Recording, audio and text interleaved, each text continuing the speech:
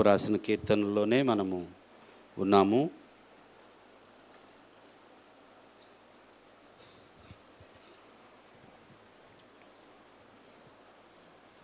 ప్రతి మనిషి జీవితంలో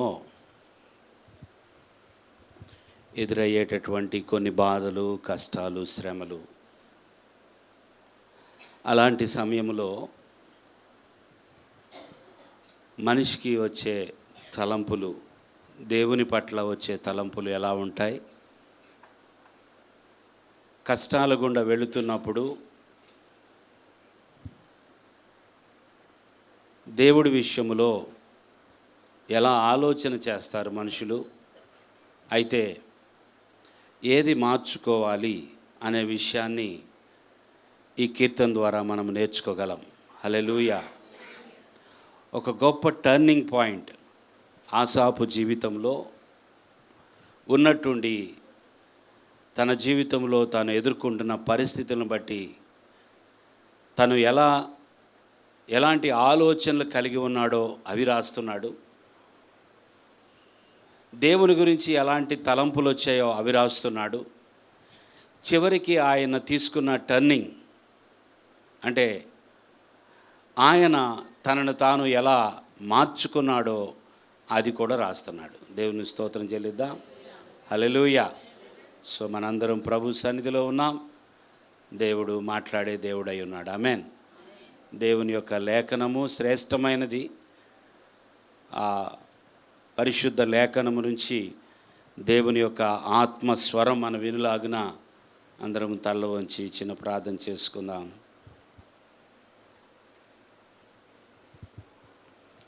thank you Jesus. Hallelujah, hallelujah. Praise you Lord. Hallelujah. స్తోత్రం, స్తోత్రం, స్తోత్రం. ప్రతి ఒక్కరము దేవుడి కీర్తన ద్వారా మనతో మాట్లాడాలని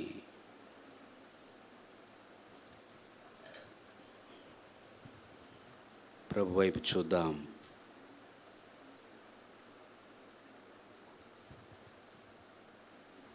మాట్లాడే దేవుడవు నాయనా, నీవు మాట్లాడితే నా హృదయములో మార్పు కలుగుతుంది నాయనా. నీ వాక్కు చేతనే నేను శుద్ధి అవుతాను ప్రభువా.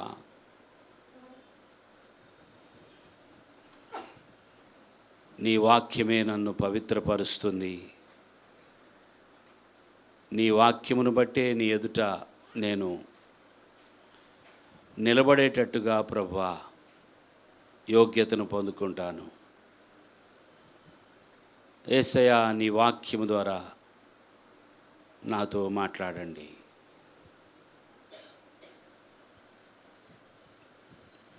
స్తోత్రం, స్తోత్రం, స్తోత్రం. కృప కలిగిన దేవుడా, మీకు స్తోత్రం చెల్లిస్తూ ఉన్నాం. ఇంతవరకు నాయనా కీర్తనల ద్వారా నిన్ను మహిమపరచటానికి, ఘనపరచటానికి మీరు మాకు ఇచ్చిన అవకాశమును బట్టి వందనాలయ్యా.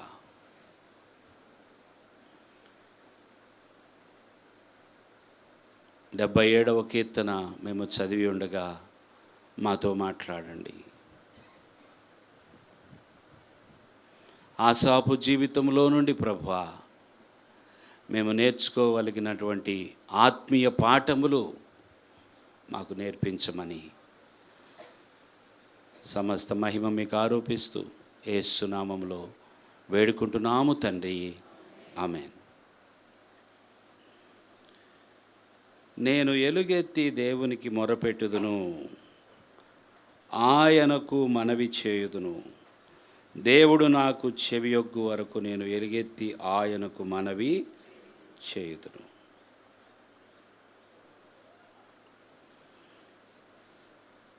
దేవునికి నేను మొరపెట్టే వ్యక్తిగా ఉంటాను. దేవునికి నేను మొరపెట్టే వ్యక్తిగా ఉంటాను.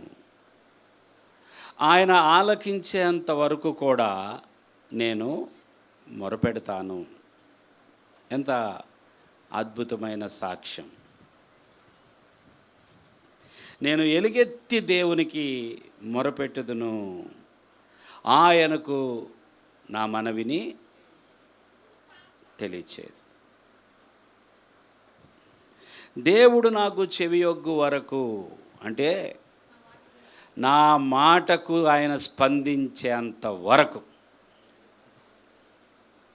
దేవుని స్తోత్రం. నేను చేసిన మొరకు జవాబు ఇచ్చేంత వరకు నేను మాత్రం మొరపెడుతూనే ఉంటాను. దేవుని స్తోత్రం.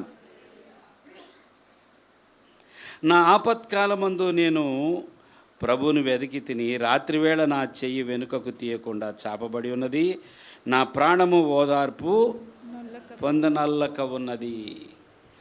అంటే భక్తుని యొక్క జీవితంలో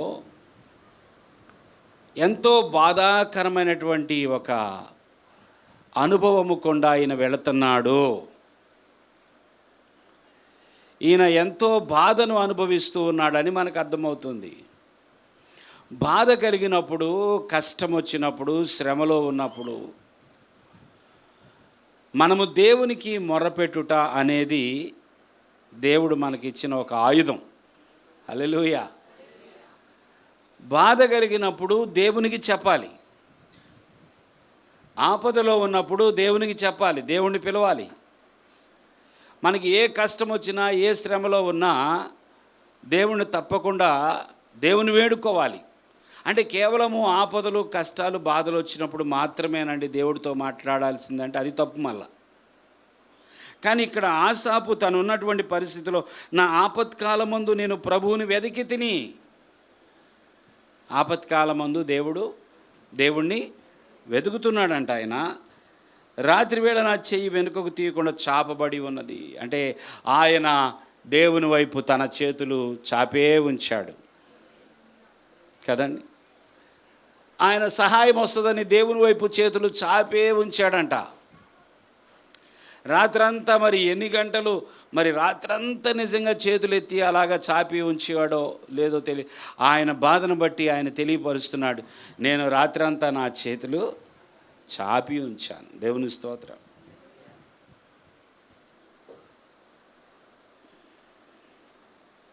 నా ప్రాణము ఓదార్పు పొంద నల్లకొండను. ఈ మొదటి 4 వచనాల్లో ఆయన బాధ గురించి దేవునికి మొరపెడుతున్నట్లుగా చూస్తున్నాం. దేవుని స్తోత్రం. ఈ మొదటి 4 వచనాల్లో నా ప్రాణము ఓదార్పు పొందనోళ్ళకు ఉన్నది, దేవుని జ్ఞాపకము చేసుకొనినప్పుడు నేను నిట్టూర్పు విడుచుచున్నాను, నేను ధ్యానించున్నప్పుడు నా ఆత్మ కృంగిపోవచ్చున్నది. 4వ వచనంలో నీవు నా కన్నులు మూతపడనీయవు, నేను కలవరపడుచు మాటలాడలేకయున్నాను. చాలా చూడండి ఈ 4 వచనాల్లో ఇది ఎంతో లోతైనటువంటి, తన ప్రాణములో కలుగుతున్నటువంటి ఒక వేదన, తన అంతరాత్మలో తాను అనుభవిస్తున్నటువంటి ఒక క్షోభ. మరి ఎటువంటి బాధ తనకు వచ్చిందో తెలియదు, కానీ అతడు దేవుని దగ్గర మాత్రం ఎంతో బాధను అనుభవిస్తున్నట్లుగా దేవునికి మొరపెడుతున్నాడు. ఏంటి ప్రభువా నా పరిస్థితి? కొన్ని బాధలేమో గబక్కనే చెప్పుకోగలము, కొన్ని బాధలేమో చెప్పలేము. కొన్ని బాధల గురించి ఇలాంటి బాధ ఉన్నది, ఇలాంటి నొప్పి ఉన్నది, ఇలాంటి శ్రమ ఉన్నది అని, అంటే ఆ బాధ శృతి మించినప్పుడు మాటలు రావు. కొన్నిసార్లు మాటలు వస్తాయి, కొన్నిసార్లు మాటలు రావు. దేవుడు సహాయం చేస్తే బాగుండని అలాగే మూలుగుతూ దేవుని వైపు చూడగలం. ఆసాపు తన జీవితంలో ఎదుర్కొన్నటువంటి ఆ బాధను బట్టి దేవుని జ్ఞాపకం చేసుకొనినప్పుడంట, నిట్టూర్పు విడుచుచున్నాను, నా ఆత్మ కృంగిపోవచ్చున్నది, నా కన్నులు మూతపడనియ్యవు. అంటే నిద్రపోవట్లేదు ఈయన. ఏం చేయట్లేదండి. రాత్రి అందరూ నిద్రపోయి వచ్చారా? దేవుని స్తోత్రం చెల్లించండి. మీ అందరికీ రాత్రి నిద్ర పట్టిందా? నిద్ర పట్టిన వాళ్ళందరూ దేవునికి సంతోషంగా స్తోత్రం చెల్లించండి. హల్లెలూయా. మరి ఆసాపుకి నిద్ర లేదు, ఆసాపుకి నిద్ర లేదు. ఆయన కన్నులు, దేవుణ్ణి అంటున్నాడు, నీవు నా కన్నులు మూతపడనీయవు. దేవుడా, నన్ను ఎందుకు ఈ పరిస్థితిలో ఉంచావు? నేను ఎందుకు ఇలాంటి కష్టంలో ఉండాల్సి వచ్చింది? నా ఆత్మ కృంగిపోతా ఉన్నది, నాకు ఓదార్పు లేదయ్యా, నాకు నెమ్మది లేదు. సరే అని నిన్ను జ్ఞాపకం చేసుకుంటున్నా కూడా దేవుని జ్ఞాపకం చేసుకున్నప్పుడు కనీసం మనకేం రావాలి చెప్పండి? ధైర్యం రావాలి. దేవుని స్తోత్రం. కనీసం కొంచెమైనా ఓదార్పు రావాలి. దేవుణ్ణి జ్ఞాపకం చేసుకుంటేనే ఓదార్పు, లేకపోతే ఇంకెవరిని జ్ఞాపకం చేసుకోవాలి? ఏం చేయాలి అతడు? అసలు నా ప్రాణము ఓదార్పు పొందనోళ్ళకై ఉన్నది. నేను నిన్ను జ్ఞాపకం చేసుకుంటున్నప్పుడు నేను నిట్టూర్పు విడిచొచ్చున్నాను. సరే అని ధ్యానంలోకి వెళ్తే నేను ధ్యానించినప్పుడు ఇంకా కృంగిపోతున్నాను. అసలు ఏంటి కండిషన్? కన్నులేమో మూతపడటం లేదు. ఇప్పుడు ఏం చేస్తారు? మామూలుగా ఒకవేళ నిద్ర పట్టకపోతే గబక్కున వెళ్ళి ట్యాబ్లెట్ తెచ్చుకొని నిద్ర మాత్రం వేసేసుకుంటున్నారు. అమ్మయ్య పరిష్కారం అయిపోయింది అనుకుంటున్నారు. ఆ నిద్ర నిజంగా దేవుడు నాకు అనుగ్రహించాలి.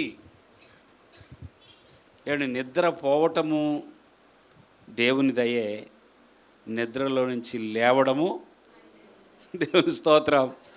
హల్లెలూయా. నిద్ర పోతే దేవుని దయ అది.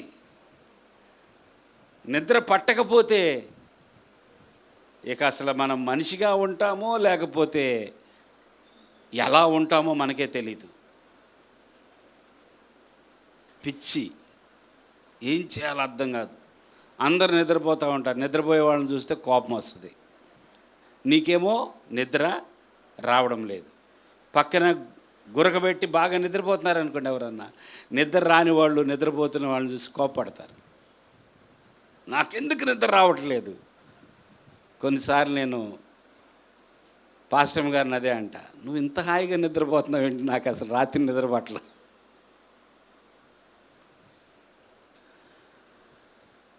నువ్వు అలా కళ్ళు మూసుకొని వెంటనే నిద్రలోకి వెళ్ళిపోతున్నావు. నేను కళ్ళు మూసుకొని గంట అయినా 2 గంటలైనా నిద్ర రావట్లేదు నాకు.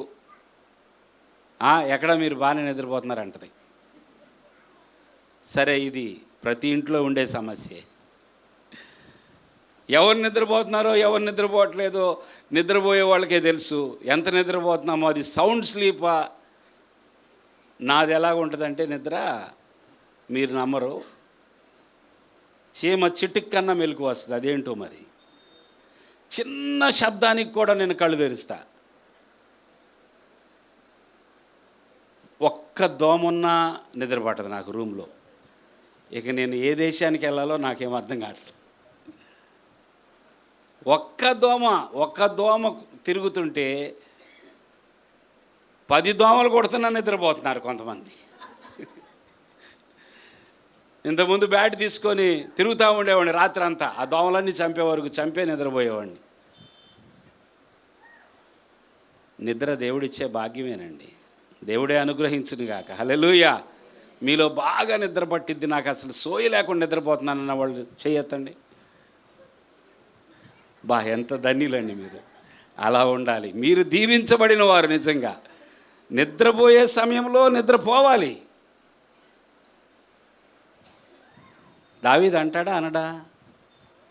నేను నెమ్మదిగా పండుకొందును, నెమ్మదిగా నిద్రపోదును,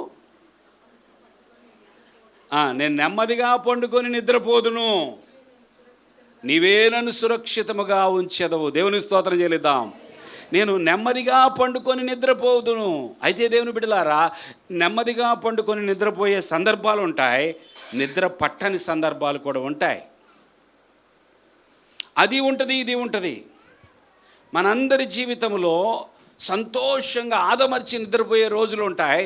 కొన్నిసార్లు కొన్ని పరిస్థితులు మనల్ని కలవరపెడుతున్నప్పుడు, కొన్ని మన ఎదుట కొన్ని ఛాలెంజెస్, కొన్ని సవాళ్ళు మన ఎదుట ఉన్నప్పుడు, లేదా కొన్నిసార్లు అనారోగ్యమును బట్టి కానీ దేనిని బట్టి అయినా సరే మొత్తం మీద కొన్ని రాత్రులు కొన్నిసార్లు నిద్ర ఉండదు. నా కళ్ళు ఏమంటున్నాడు, నా కన్నులు మూతపడనీయవు, నేను కలవరపడుచు మాటలాడలేకయున్నాను.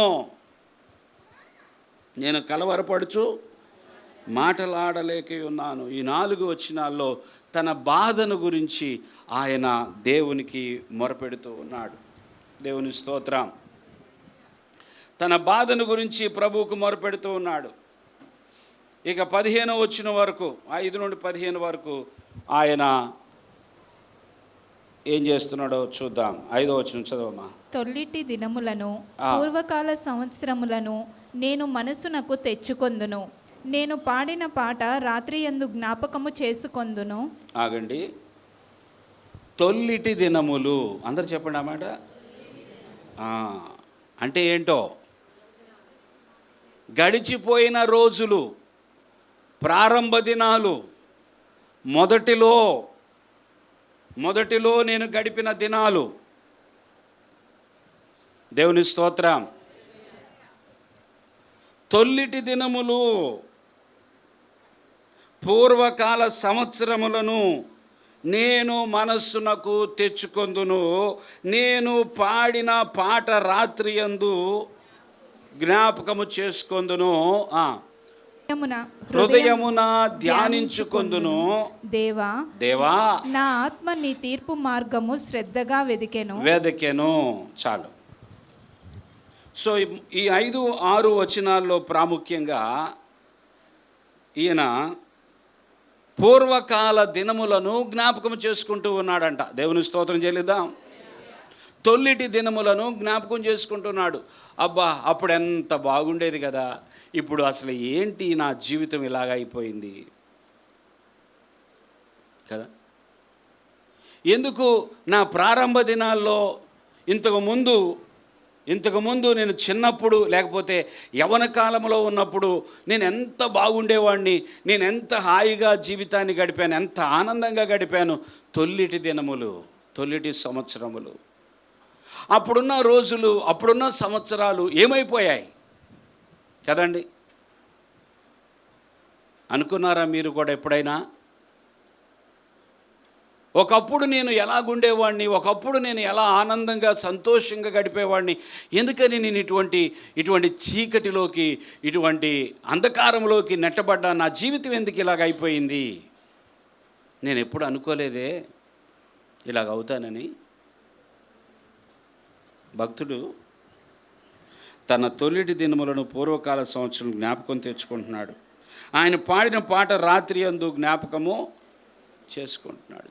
ప్రియులారా, అనేక సార్లు మనము కూడా ఏదో గడిచిపోయిన సంవత్సరాల గురించి ఆలోచించి మనం కూడా ఇలాగ అనుకుంటాం, అప్పుడే బాగుండేది కదా, ఇప్పుడు అంతా అప్సైడ్ డౌన్, ఇప్పుడు అంతా తారుమారైపోయింది, అప్పుడే బాగుండేది నా జీవితం, అప్పుడే బాగుండేది అని పూర్వకాల దినములను జ్ఞాపకం చేసుకొని బాధపడేవాళ్ళు ఉన్నారు. పూర్వకాల దినములను జ్ఞాపకము చేసుకొని అప్పుడు నేను అలాగుంటే అంతకంటే దేవుడు ఉత్తమముగా నన్ను ఇప్పుడు మార్చగలడు అని విశ్వాసముతో ఎదురు చూసేవాళ్ళు ఉన్నారు. దేవుని స్తోత్రం. చెప్పండి, మన పాస్ట్ చూసుకొని మనం కొన్నిసార్లు బాధపడతాము, కానీ నిజమైన విశ్వాసి, మెచ్యూరిటీ, పరిపక్వత కలిగిన విశ్వాసి యొక్క ఆలోచన ఎలా ఉండాలి అంటే, పూర్వకాల దినముల్లోనే దేవుడు నన్ను అంతగా బలపరిచి దీవించి ఆనందంగా ఉంచాడు కదా, ఇప్పుడు అదే దేవుడు నాకు వచ్చిన ఈ కష్టములో నుంచి నన్ను బయటికి తీసుకొచ్చి అంతకంటే ఉత్తమముగా నన్ను నిలబెట్టగలడు. మన ఆలోచన అలాగుండాలి. కొంతమందికి ఎన్ని గుర్తొచ్చినా వీళ్ళు బలపడరు. గతములో ఆ విధంగా నేను ఉండగలిగానంటే, గతములో నేను అలాంటి కార్యాలు చేయగలిగానంటే అది దేవుని కృపే కదా. దేవుడు నాకు సహాయం చేయకపోతే నేను అలా ఉండేవాడినా? దేవుని స్తోత్రం. దేవుడు సహాయం లేకపోతే నేను అప్పుడు అలాగ ఉండేవాడినా? మరి అదే దేవుడు ఇప్పుడు కూడా నాకు తోడుగా ఉన్నాడు కదా, నా పరిస్థితులన్నీ మార్చగలడు. పిల్లారా, ఒకసారి మీరు ఫ్లాష్ బ్యాక్ చేసుకొని బాధపడుతున్నారేమో, అలా ఉండొద్దు. దేవుని స్తోత్రం. మీ తొలిడి దినములు జ్ఞాపకం చేసుకొని బాధపడుతున్నారేమో, పూర్వకాల దినముల్లో నేను బాగున్నాను, ఇప్పుడు ఎందుకు నాకు ఈ కష్టం వచ్చిందని కృంగిపోతున్నారేమో. కృంగిపోవద్దు. దేవుని బిడ్డలు, విశ్వాసులు ఎప్పుడు దేనికి కృంగిపోకూడదు.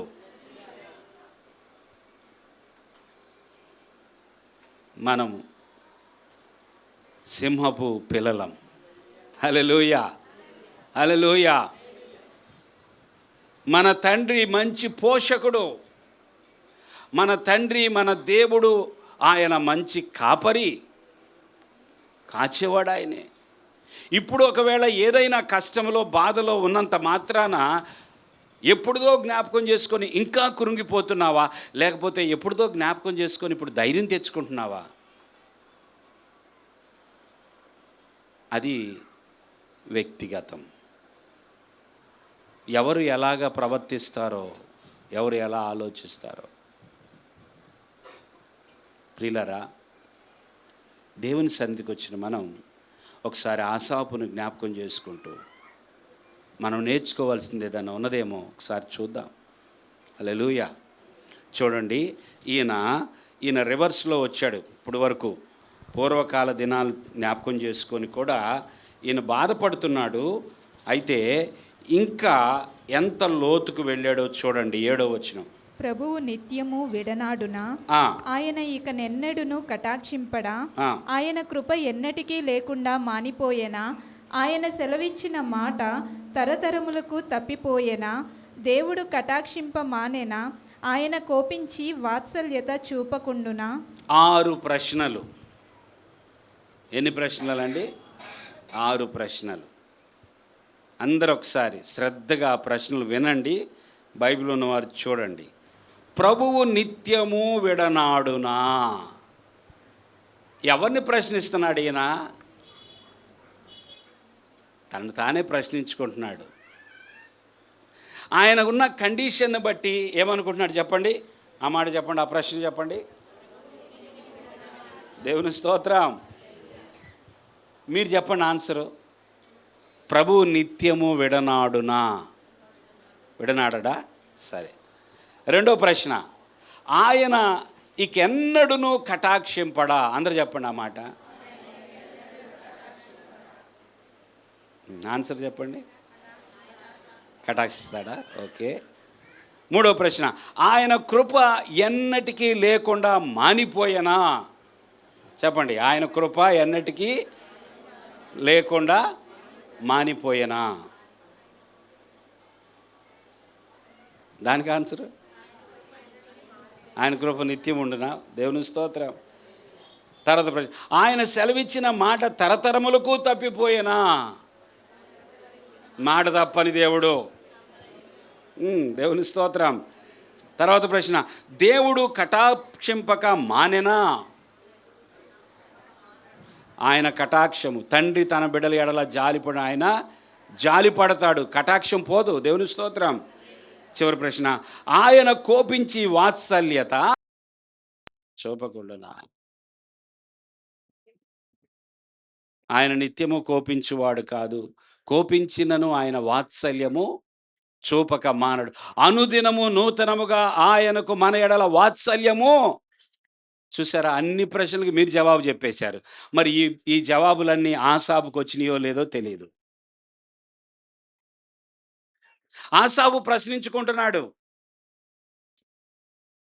ఆయన ఉన్న కండిషన్ బట్టి, ఆయన వెళుతున్నటువంటి పరిస్థితులను బట్టి, ఆయనకి కలిగినటువంటి ఆపదలను బట్టి, ఆ కష్టాలను బట్టి ఇన్ని ప్రశ్నలు.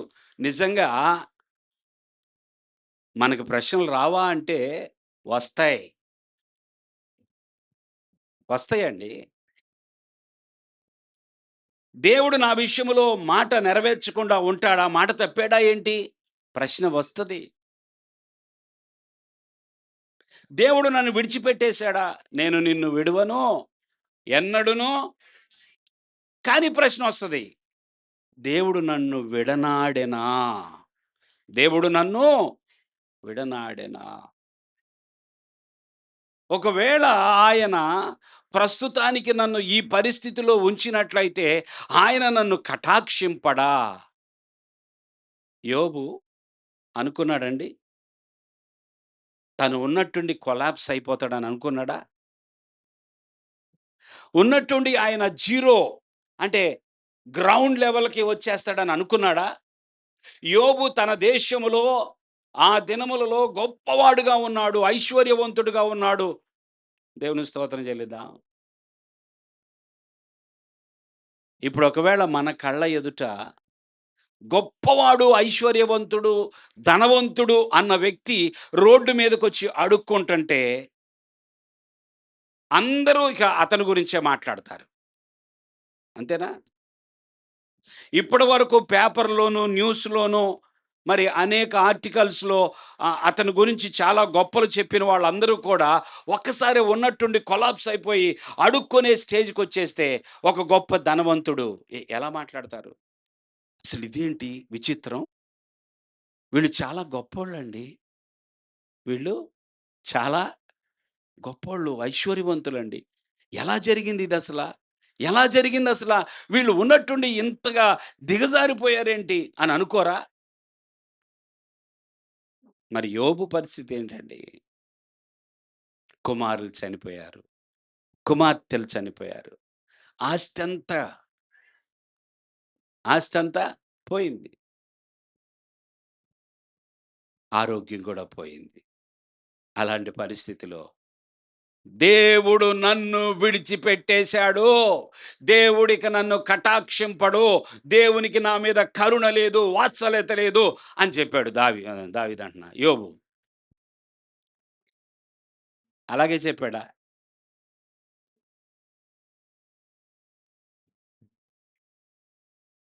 పరిస్థితులన్నీ బాగున్నప్పుడు గొప్పగా చెప్తాము. కొన్నిసార్లు మనం చేసిన తప్పిదములను బట్టో, లేదా దేవుడు మనల్ని మెరుగైన స్థితికి తీసుకువెళ్ళడానికి కొన్ని ఇబ్బందుల్లో కొంత కొలిమిలో మనల్ని కాల్చటానికి ఆయనకిష్టమైనప్పుడు బంగారం అంట కొలిమిలో పెడితే ఏమైద్ది? మేలిమి బంగారం అయిద్ది. దేవుని స్తోత్రం చెల్లించండి. కొన్నిసార్లు కొన్ని శోధనలను దేవుడు అనుమతించినప్పుడు సాధారణంగా దేవుడు అనుమతించడు. మనమే కొన్నిసార్లు మన తప్పిదములను బట్టి, మన దోషములను బట్టి మనం కొన్ని కష్టాలు కొని తెచ్చుకుంటాం. మనము కొన్ని శ్రమలను మన మీదకి తెచ్చుకుంటాం. అలాంటప్పుడు కూడా దేవుడు బయటికి తీసుకురావడానికి, సహాయం చేయటానికే ఎదురు చూస్తాడు. హల్లెలూయా! అయితే కొన్నిసార్లు మనము కొన్ని పరిస్థితులు గుండా వెళుతున్నప్పుడు యోబు వలె మన విశ్వాసమును ప్రకటిస్తామా లేదా అని కూడా దేవుడు చూస్తాడు. 6 ప్రశ్నలు అడుగుతున్నాడు ఈయన ఆసాపు. మరి జవాబు ఏం చెప్పుకున్నాడో తెలీదు. మనం జవాబు చెప్పుకుంటున్నాం. ఇప్పుడు చెప్తున్నాం. ఇక్కడ మందిరంలో కూర్చున్నాం గనుక ఆ ప్రశ్నకు జవాబు చెప్తున్నాం. దేవుని స్తోత్రం. హల్లెలూయా! హల్లెలూయా! మందిరంలోంచి బయటికెళ్ళిన తర్వాత, ఇంటికెళ్ళిన తర్వాత మన పరిస్థితులను బట్టి మనం ఎలాగా జవాబు చెప్పుకుంటామో తెలీదు. చూడండి 10వ వచనంలో అందుకు అందుకు నేనిలాగు అనుకొనుచున్నాను. ఆ! మహోన్నతుని దక్షిణ హస్తము మార్పు నొందెననుకొనుటకు నాకు కలిగిన శ్రమయే కారణము. ఆ! ఈయన ఇలా అనుకొనుటకు కారణము శ్రమయేనంట. ఎలా అనుకుంటున్నాడంటే ఆసాపు మహోన్నతుని దక్షిణ హస్తము ఏమైందంట? చెప్పాలా అందరూ? ఆయన దక్షిణ హస్తము మార్పు నొందెనంట. ఇదేనా కంక్లూషన్? ఇదేనా ఈయనకి అర్థమైంది? ఇదేనా సారాంశం? ఇదేనా ఈయన జీవితంలో ఈయన గ్రహించుకున్నది ఇదేనా? మహోన్నతుని యొక్క దక్షిణ హస్తము మార్పు నొందెననుకొనుటకు. నీవు ఈరోజు ఏమనుకుంటున్నావో దానికి కారణమేమిటి? నువ్వు దేవుని గురించి ఏదైనా అనుకుంటుంటే దానికి కారణమేమిటి? ఇప్పుడు కొన్నిసార్లు మీరు ఊహించినటువంటి విశాలమైన, ఉన్నతమైన ఒక మంచి గృహము దేవుడు మీకిచ్చాడనుకోండి. దేవుని గురించి మీరు ఏమనుకుంటారు? కదా! దేవుని గురించి మీరేమనుకుంటారు? లేదా ఆ విశాలమైన, ఉన్నతమైన ఆ చక్కని గృహము తీసివేయబడిందనుకోండి. దేవుని గురించి మీరేమనుకుంటారు? ఏదోటి అనుకోవాలి కదా! ఏమనుకుంటారు? ఉద్యోగము వచ్చినప్పుడు ఏమనుకుంటారు దేవుని గురించి? ఉద్యోగము పోయినప్పుడు దేవుని గురించి ఏమనుకుంటారు? దేవుడైతే మారలేదు. నీకు ఉద్యోగం వచ్చింది, నీకు ఉద్యోగం పోయింది. దేవుడు మారాడా? ఉద్యోగం వచ్చినప్పుడు దేవుడు నీకేమయ్యాడు? ఉద్యోగం పోయినప్పుడు దేవుడు నీకేమయ్యాడు?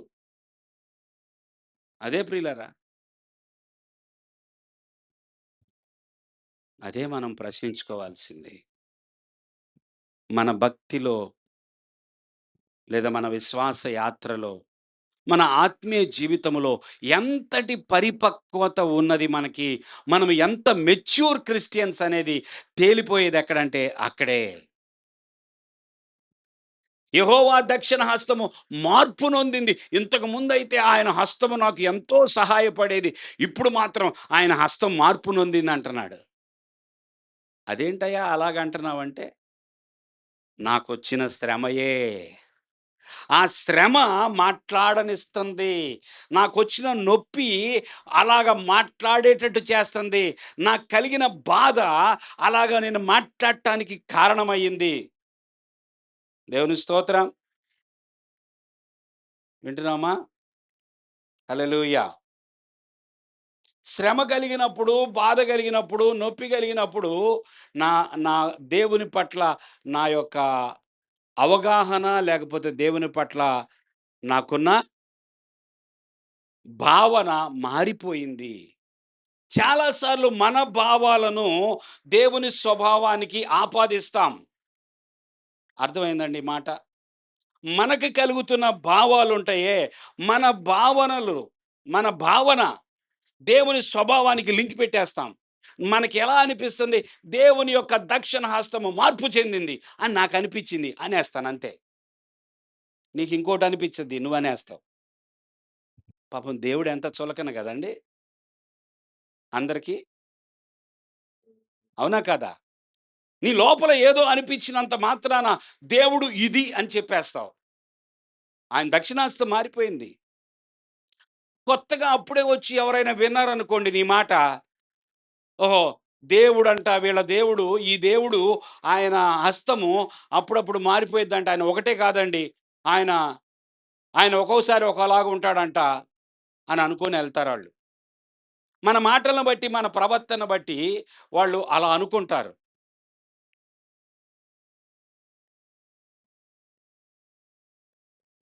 ప్రియులారా, ఆసాపునిప్పుడు మనం నిందించట్లేదు గానీ, ఇదే ఆసాపు అలాగా ఆలోచించాడు, అలా మాట్లాడుకున్నాడు, అలా ప్రశ్నించుకున్నాడు కానీ, ఆసాపుకి జ్ఞానం లేదని మనం అనొద్దు. ఆసాపు చివర్లో ఎలా టర్న్ అయిపోయాడో, ఎలా మాట్లాడుతున్నాడో చూడండి. దేవుని స్తోత్రం. 11వ వచనం. యెహోవా చేసిన కార్యములను పూర్వము జరిగిన నీ ఆశ్చర్య కార్యములను నేను మనస్సునకు తెచ్చుకొందును. చాలు. యెహోవా చేసిన కార్యములను, దేవుడు చేసిన కార్యములను నేను మనస్సునకు తెచ్చుకొందును. దేవుని స్తోత్రం చెల్లిద్దాం. ఆయన చేసిన ఆశ్చర్య కార్యములను నా మనస్సునకు తెచ్చుకొందును. నేను చిన్నప్పుడు రోడ్డు మీదకెక్కినప్పుడు నా పక్క నుండి బస్సు నన్ను గుద్దాల్సిన బస్సు నా పక్క నుండి వెళ్ళిపోయింది కదా! నేను ఆ ఆశ్చర్య కార్యాన్ని జ్ఞాపకం తెచ్చుకుంటాను. నా మీద పడాల్సినటువంటి ఆ పెద్ద రాయి నా పక్కకు పడింది గదా! దేవుడే నన్ను తప్పించాడు గదా! ఆ రాయిని నేను జ్ఞాపకం తెచ్చుకుంటాను. అండ్ మీ జీవితంలో దేవుడు చేసిన ఆశ్చర్య కార్యాలను జ్ఞాపకం తెచ్చుకునే సందర్భాలున్నాయా? ఈయనంటున్నాడు, నేను మనస్సునకు తెచ్చుకొందును. నేనెప్పుడో చనిపోవాల్సిన వాడినసల. ఎప్పుడో నేను మట్టి పాలైపోవాల్సిన వాడిని. దేవుడు నన్ను ఇంతవరకు బ్రతికించాడంటే దేవుని స్తోత్రం. దేవుని స్తోత్రం. జ్ఞాపకం తెచ్చుకోవాలా? దేవుడు చేసిన ఆశ్చర్య కార్యములు జ్ఞాపకం తెచ్చుకోవాలా? ఎన్నో ప్రమాదాల నుండి దేవుడు నిన్ను తప్పించాడు. ఎన్నో ఆపదల నుండి దేవుడు నిన్ను తప్పించాడు. ఎవరో నిన్ను కొట్టి చంపేసేవాళ్ళేమో దేవుడు నిన్ను తప్పించాడు. జ్ఞాపకం తెచ్చుకోరా? ఎవరో నీ మీద పగబట్టారు. కానీ దేవుడు తప్పించాడు. వాళ్ళ కోరలో నుంచి, వాళ్ళ పగ నుంచి, వాళ్ళ క్రోధం నుంచి దేవుడు నిన్ను తప్పించాడు. జ్ఞాపకం తెచ్చుకోరా? దేవుని స్తోత్రం. జ్ఞాపకం తెచ్చుకోవాలండి. ఆయన చేసిన ఉపకారములను మరువొద్దు. దేవుడు కాకపోతే ఎవరు చేసి ఉండేవాళ్ళు కాదు. నా జీవితంలో నేను ఆ రోజు ఆ ఆపరేషన్‌లోనే చచ్చిపోయేవాల్సిన వాడిని. ఆ ఆపరేషన్‌లో మిస్టేక్ జరిగినా నేను బ్రతికాను. మరలా నాకు జ్ఞాపకం తెచ్చుకోరా? ఎన్నున్నాయండి. ఒక్కొక్కరు ఇప్పుడు ఇక్కడ లేపి ఒక్కొక్కరి గురించి అడిగితే ఎన్ని సార్లు దేవుడు మిమ్మల్ని కాపాడిన సందర్భాలు. మనము చాలా భక్తిపరులమనా? ఆయనకి ఏదేదో ఒరగబెట్టేసామనా? ఏదో గొప్ప కార్యాలు చేసేసామనా దేవుడు మనల్ని కాపాడుతుంది. ఆయన కృప గలవాడు. ఆయన కటాక్షం. అందుకే ఆయన చేసిన ఆశ్చర్య కార్యములను జ్ఞాపకం తెచ్చుకుంటున్నాడంట ఆయన. ఇలాంటి మనస్సు మనకి రావాలి. హల్లెలూయా! ఈ 10 వచనాలు మనకి ఆసాపు ఒకలాగా అర్థమయ్యాడు. ఈ 11వ వచనం నుండి ఆసాపు ఇదేంటి? ఇదే వ్యక్తిలో నుంచి మరలా ఈ జీవం ప్రవహిస్తుందేంటి? దేవుని స్తోత్రం. అవును. కొన్నిసార్లు శ్రమలను బట్టి తొందరపాటులో కొన్ని మాటలు పలికినా మరలా చివరికి అర్థం చేసుకొని కదా! కోపమొచ్చినప్పుడు భర్త గై గై అని అరుస్తాడు. అంతేనండి. కోపమొచ్చినప్పుడు ఆయనకున్న బలాన్ని బట్టి, ఆయనకున్న జ్ఞానాన్ని బట్టి గట్టిగా అరుస్తాడు, మందలిస్తాడు, ఏదైనా చేస్తాడు. ఆ తర్వాత కోపం తగ్గిపోగానే అదే ఉగ్ర రూపం చూపించినటువంటి ఆ వ్యక్తిలో నుంచి ప్రేమ, కరుణ ప్రవహిస్తూ ఉంటది. హల్లెలూయా! ఏమంటారప్పుడు మీరు? ఇప్పుడేగా రాక్షసుడిలాగా నా మీద పడ్డాడు. మళ్ళీ ఇంతలోనే ఇంత ప్రేమిస్తున్నాడు. అంటారా? అనరా? శ్రమ వచ్చినప్పుడు మనం ఒకలాగా మాట్లాడతాం. కానీ జాగ్రత్తగా, అతి జాగ్రత్తగా దేవుడిని అర్థం చేసుకోవడానికి ప్రయత్నం చేస్తే అప్పుడు ఈ మాటలొస్తాయి. చూడండి, యెహోవా చేసిన కార్యములను మన పూర్వము జరిగిన నీ ఆశ్చర్య కార్యములను ఆ! నేను మనసునకు తెచ్చుకొందును. ఆ! నీ కార్యమంతయు నేను ధ్యానించుకొందును. ధ్యానించుకొందును. నీ క్రియలను నేను ధ్యానించుకొందును. అది. ఇప్పుడు అసలైన ధ్యానం మొదలైంది. నీ కార్యమంతయు నేను ధ్యానిస్తాను. నీ క్రియలన్నిటిని నేను ధ్యానించుకొందును. చదవమ్మా. దేవా, దేవా! నీ మార్గము పరిశుద్ధమైనది. అబ్బా! ఆ! దేవుని వంటి మహాదేవుడు ఎక్కడనున్నాడు? చప్పట్లు కొడదాం. మొత్తం మారిపోయిందండి 11వ వచనం నుండి. 10 వచనాలు ఆయన మాట్లాడాడు. ఇక 11వ టోటల్ టర్నింగ్. దేవుని కార్యాలను జ్ఞాపకం చేసుకుంటానంటున్నాడు. దేవుని కార్యాలను ధ్యానిస్తానంటున్నాడు. ఆయన క్రియలను ధ్యానిస్తానంటున్నాడు. ఆయన మార్గమంట పరిశుద్ధమైనది. దేవుని స్తోత్రం. కొన్నిసార్లు దేవుడు అర్థం కాడండి. కానీ ఆయన స్వభావాన్ని మాత్రం శంకించకూడదు. హల్లెలూయా! కొన్నిసార్లు అర్థం కావు పరిస్థితులు. కొన్నిసార్లు దేవుడు అసలు ఏం చేస్తున్నాడో, నీ పట్ల ఏం చేయదలుచుకున్నాడో అర్థం కావు.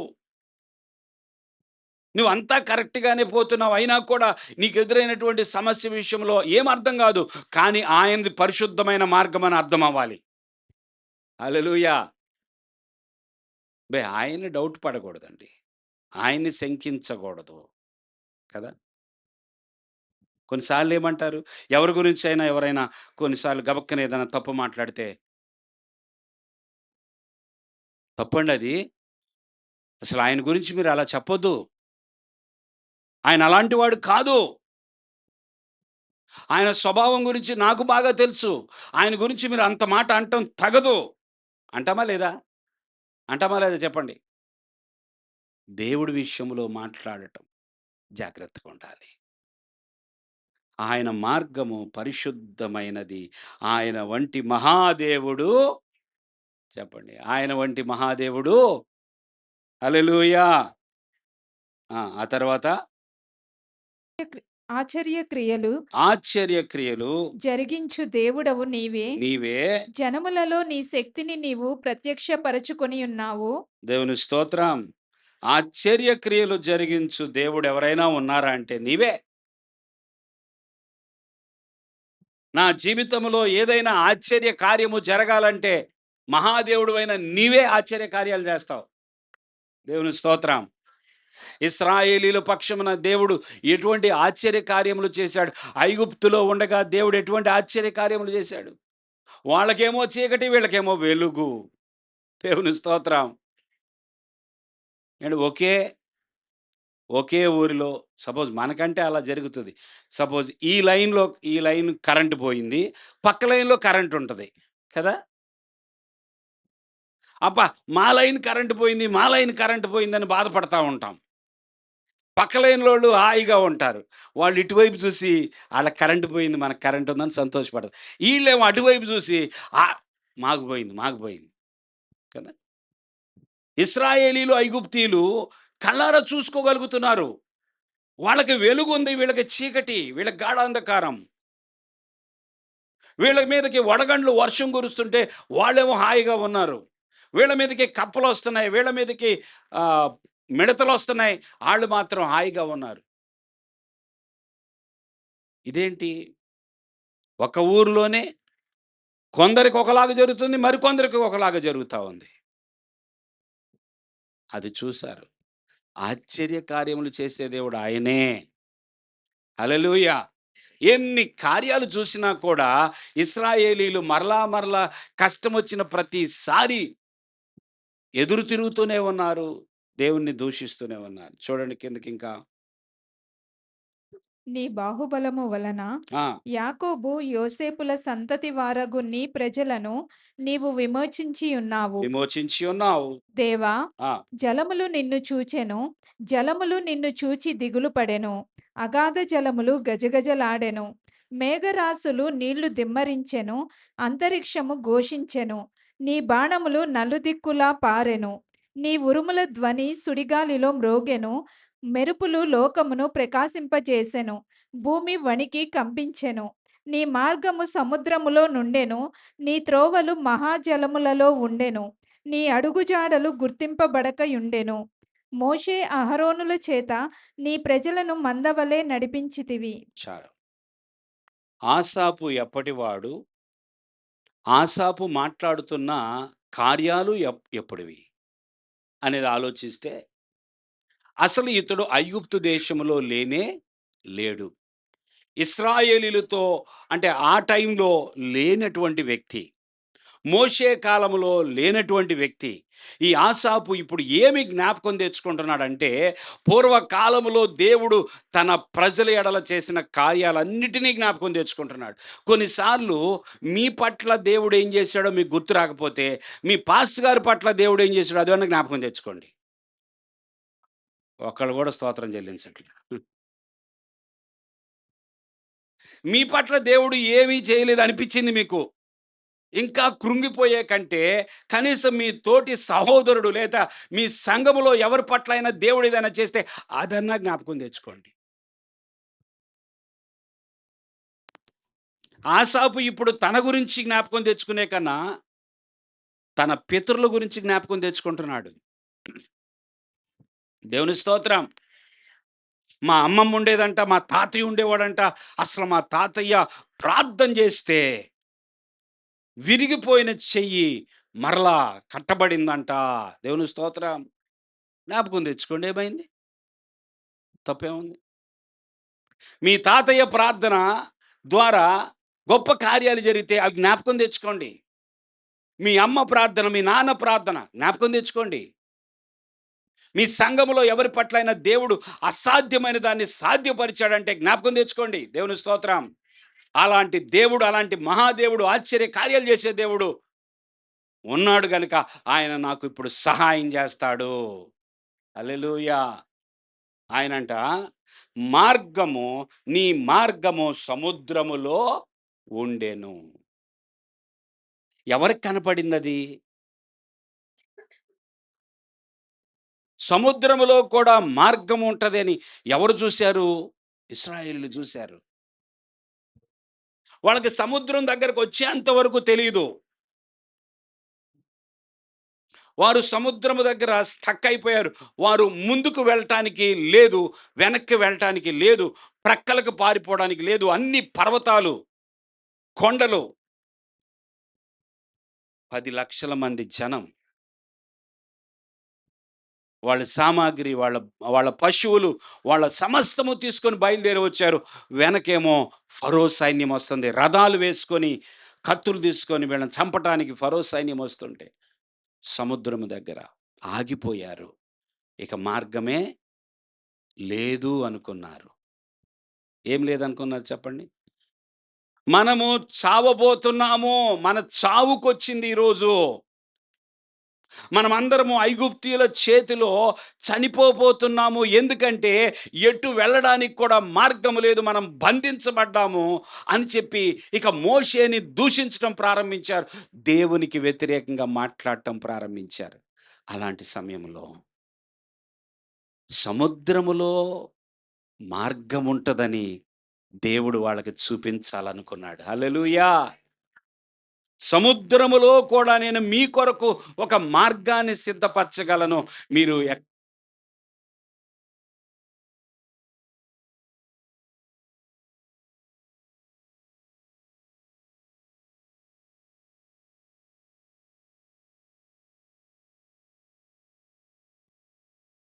హల్లెలూయా. హల్లెలూయా. దేవుని స్తోత్రం.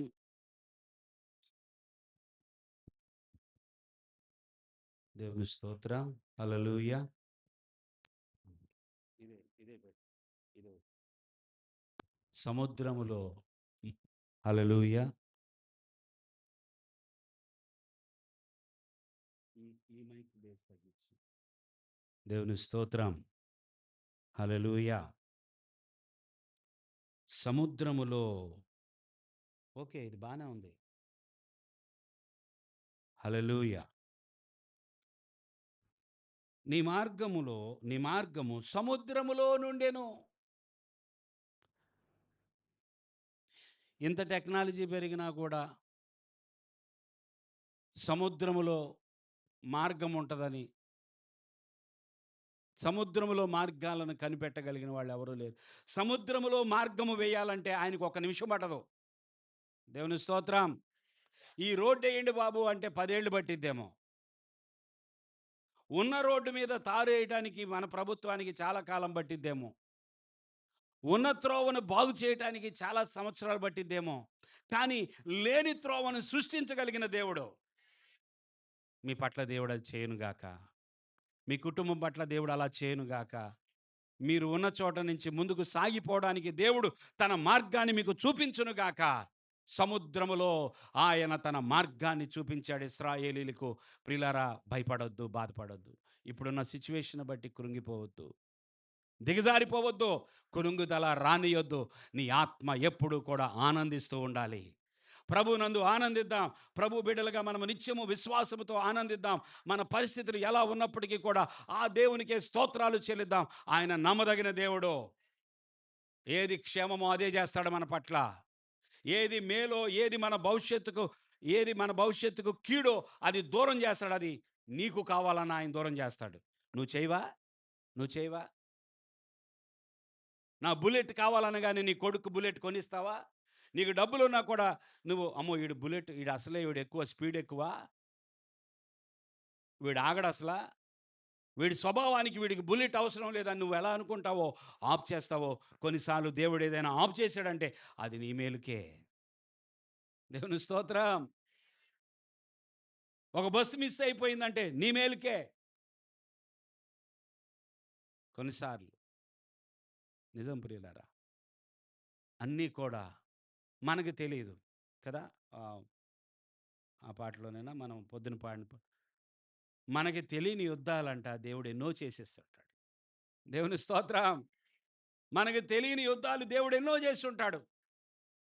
మనకు తెలీదు. మన మీదకి ఏ కీడు రాబోతుందో అసలది కీడని కూడా తెలీదు. మనం ఏదో కళ్ళు మూసుకొని మన దారిలో మనం వెళ్తా ఉంటాం. ఆ కీడుని దేవుడు తప్పిచ్చేస్తాడు. ఎనక, ముందు ఆవరించి ఉన్న దేవుడాయన. నీ చుట్టూ ఆవరించి ఉన్న దేవుడాయన. ఆయన సన్నిధి నీకు తోడుగా ఉన్నది. ఆయన దూతలు నీ పక్షమున ఉన్నారు. దేవుని స్తోత్రం. అటువంటి దేవుణ్ణి ఎప్పుడు తృణీకరించవద్దు, అపార్థం చేసుకోవద్దు, ప్రశ్నించవద్దు. ఆయన కటాక్షము పోయింది అని, లేపోతే ఆయన మారిపోయాడని, ఆయన దక్షిణ హస్తం మార్పు చెందిందని మనం ఎన్నడూ అనకూడదు. ప్రియులారా, ఆయన కృప ఎన్నటికీ మనల్ని విడిచిపెట్టదు. దేవుని స్తోత్రం. ఇది 77వ కీర్తనలో దేవుడు మనకి నేర్పిస్తున్నటువంటి ఆత్మీయమైన పాఠం. దేవుడి మాటలు మన వినికిడిలో దీవించునుగాక. ఆమేన్.